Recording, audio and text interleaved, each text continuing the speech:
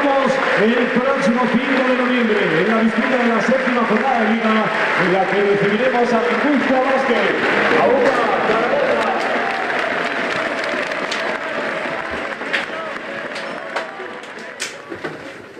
This has to help us to believe, okay, that we can do things better. We gotta keep growing, but we're growing, literally, we're growing. Tuesday, so that's it. It's a little celebration because we need to smile, okay?